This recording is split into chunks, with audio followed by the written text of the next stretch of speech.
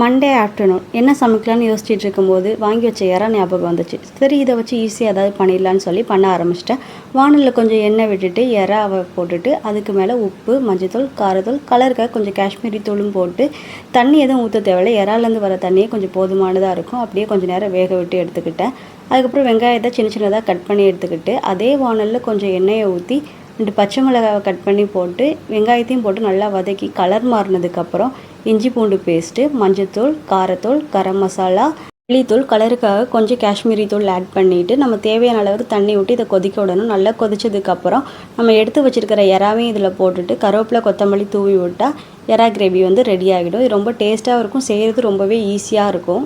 இந்த இறாவை அப்படியே நம்ம சாதத்தோடு சாப்பிடும்போது டேஸ்ட்டாக இருக்கும். ரசம் வச்சு சாப்பிடும்போது இன்னும் டேஸ்ட்டாக இருக்கும். எங்களுக்கு ரசம் வச்சு சாப்பிடும்போது பிடிக்குங்கிறதுனால நான் கொஞ்சம் ரசமும் வச்சுக்கிட்டேன். சுட சுட சாதம், ரசம், இந்த இறானா வச்சு சாப்பிடும்போது ரொம்பவே டேஸ்ட்டாக இருந்துச்சு.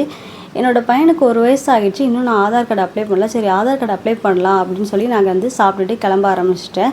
நீங்கள் உங்கள் பசங்களுக்கு எப்போ ஆதார் கார்டு வந்து அப்ளை பண்ணீங்க? ஆதார் கார்டு அப்ளை பண்ணுறதுக்கு வந்து என்னென்ன ப்ரொசீஜர், என்னென்ன டாக்குமெண்ட்ஸ் வந்து கொண்டு போகணுன்னு உங்களுக்கு தெரிஞ்சால் கமெண்ட் பண்ணுங்கள். இன்னொரு vlogல நம்ம சந்திக்கலாம். பாய்.